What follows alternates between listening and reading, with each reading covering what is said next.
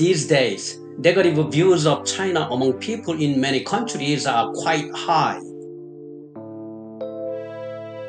Last year, an American diplomatic magazine, Diplomat, conducted a perception survey on China in 56 countries. In particular, among the countries in Northeast Asia, Southeast Asia, and Oceania, there are significantly more countries where people view China negatively than in countries in other regions. Among them, Vietnam is one place where anti-China sentiments are deeply rooted. In terms of holding these negative views for a long time, Vietnam is definitely number one. Vietnam and China share a border, and throughout history, there have been multiple instances of China invading Vietnam, dating back to ancient times. Is that right, Gina? Yes, that's right, Tony. Vietnam's history itself was a strategy to survive against China that has been going on for thousands of years. It is no exaggeration to say that in Vietnam, anti-China sentiment has long been prevalent among all generations. Vietnam has been ruled by China through 4 dynasties, including the Han Dynasty for about 800 years, starting from the end of the 2nd century BC. What dynasties were the 4 dynasties, including the Han Dynasty, Tony? They were the Han Dynasty, the Tang Dynasty, and Song Dynasty, and the Ming Dynasty.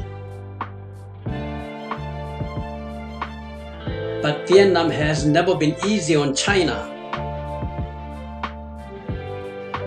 Around 33 AD, the country gained independence for a while thanks to the legendary performances of sisters Trong Trec and Trong Ni. Although it was once again taken over by China's overwhelming power, it is thanks to tough and tenacious resistance that Vietnam remains as an independent country to this day. China used to name Vietnam as Nam Man, a derogatory name for Vietnam, which means southern barbarians. China similarly called the Korean peninsula Dong Yi, a barbarian in the east. The message was clear that in Sino-centralism, in which the whole world revolves around China, Vietnam is merely an object to be conquered and reformed.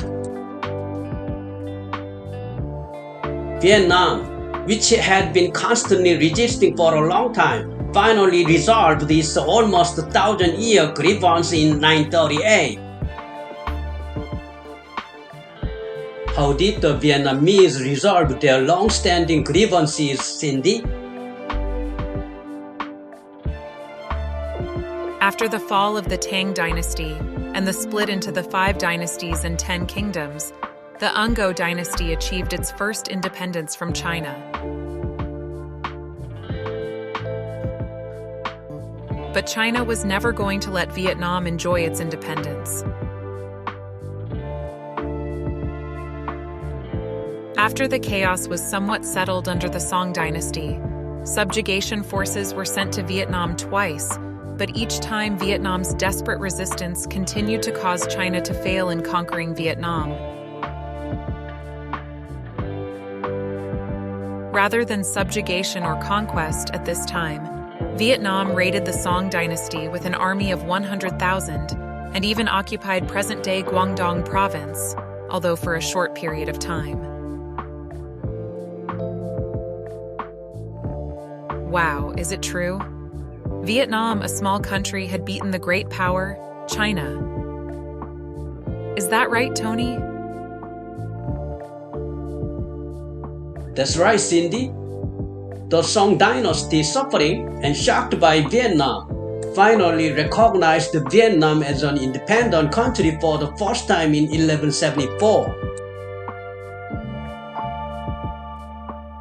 Vietnam had to accept a relationship between the great power and the small country that pays tribute and receives investiture. When China split, Vietnam did not even send tribute. During the Yuan dynasty, Vietnam was invaded 3 times, and during the Ming and Qing dynasties, it was also invaded.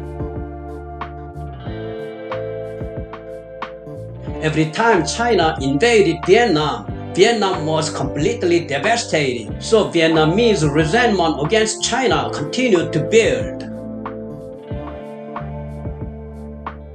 The third Emperor Yongnong, who led the expansion of the Ming dynasty, annexed Vietnam with an army of 100,000 in 1406 when Vietnam refused to pay tribute. Le Loi, 1385 to 1433, was the first emperor of the Le dynasty and liberated Vietnam from being a Chinese colony after 20 years of steadfast resistance. Le Loi, who started the independence movement by raising a righteous army, realized that there was no chance of winning in a head-to-head confrontation with the Ming after losing the first battle. So after that, they conducted guerrilla warfare in which they ran away when the enemy pursued them and attacked them when they retreated. The Ming dynasty could not stand this tactic and withdrew after forming a formal and insincere tribute relationship with Vietnam. Wow, Le Loi's guerrilla warfare had been a huge success, isn't it, Gina? Yes, it is, Tony. After the successful guerrilla warfare led by Le Loi, it became a key military operation in Vietnam.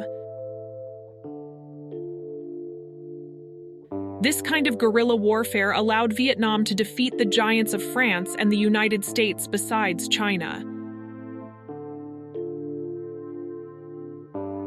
The invasion force of the Qing dynasty, numbering 300,000, experienced the humiliation of the fall of Hanoi, which was the capital at that time. It was possible to maintain independence by defeating the Qing dynasty through guerrilla warfare, Vietnam's specialty, and raising the morale of the Vietnamese people.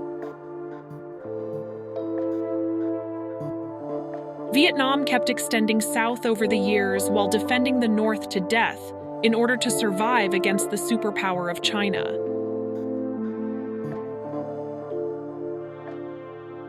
If you look at a map of Vietnam, it stretches from north to south along the coast, narrow and long.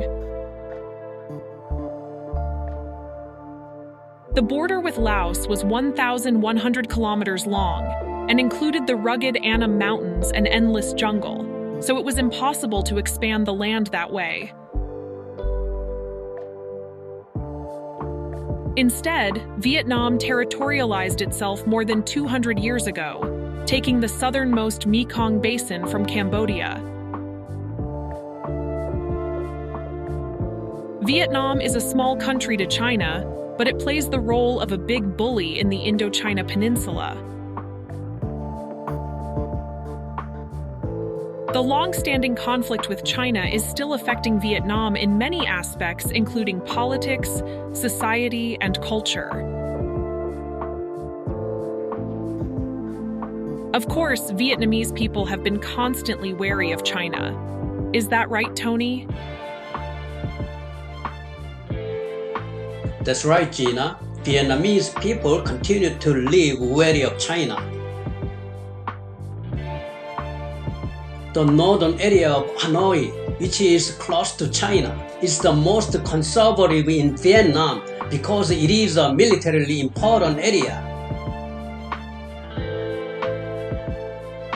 So Vietnam is focusing its diplomacy on managing China's expansionism sternly, while carefully managing conflicts without bringing them to the surface.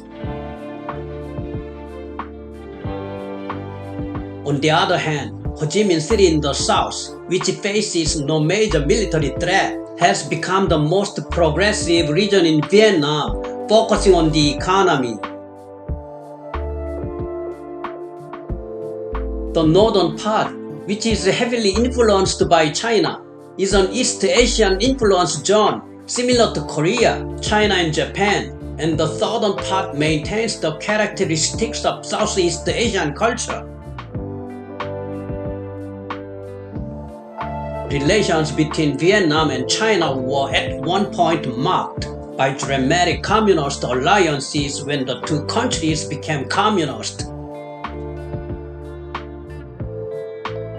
As the world was divided into two camps, communism and capitalism, China supported Vietnam in its war of independence against France. It is a fact that no one can deny that Vietnam, supported by China, won the war against Goliath, the superpower of the United States. However, the harsh reality of international relations is that even a comradely relationship with the same ideology is nothing more than a piece of paper in the face of territorial greed.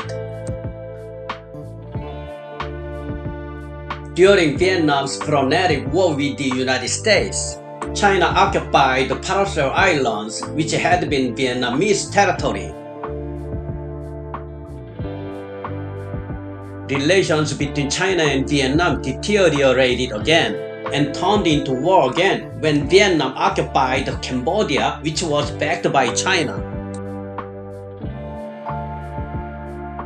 The Vietnamese reserve forces were no match, and the Chinese troops withdrew after only a month without much success.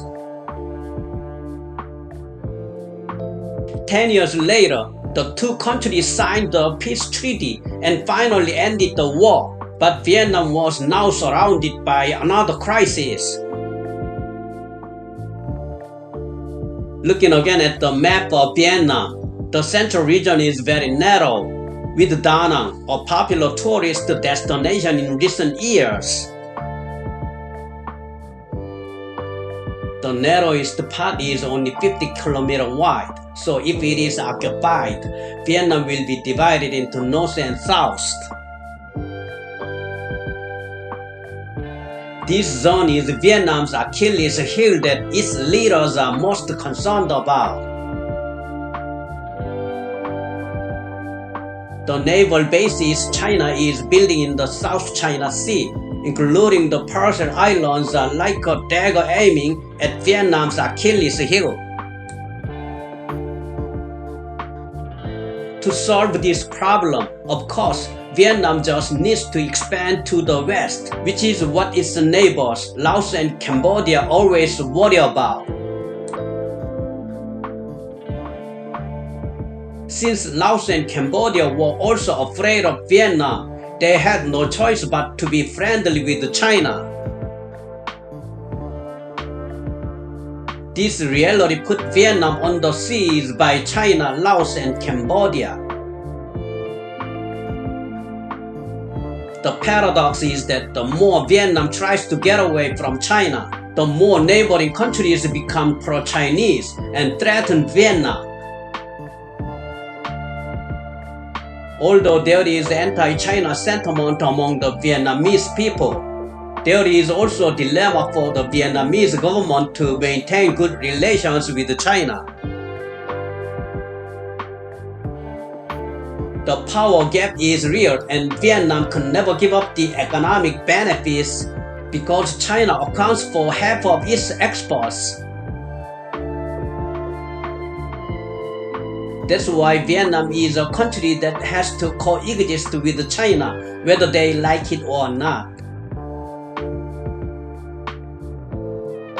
So while firmly responding to China's expansionism, diplomacy is focused on managing conflicts without bringing them to the surface. Vietnam is also faithfully following the art of war, which it learned from its long struggle with China. According to Sun Tzu's The Art of War, a nearby power wants territory, and a distant power only wants influence. It is in accordance with this that Vietnam gets along well with the United States, which was once an enemy, and keeps China in check. As such, Vietnam's efforts at survival against China will continue to be its geopolitical fate into the future. The way for a weak bordering country to survive against a strong country will be as tough as ever. However, the indomitable will and national pride that Vietnam has shown so far will continue to play a decisive role in Vietnam's survival. It seems that all the weak countries in the world should learn the strong spirit and wisdom of the Vietnamese people who defeated many powerful invaders. It won't be easy, but for the future of Vietnam, it is important to carefully consider the strategy of forming an alliance with the United States, a powerful country located far away, similar to what South Korea did. Thank you for watching the video, Vietnam's Great Journey Overcoming Geopolitical Risks, provided by History and Current Events. Gina, Katie, and Tony have contributed so far as narrators. Thank you.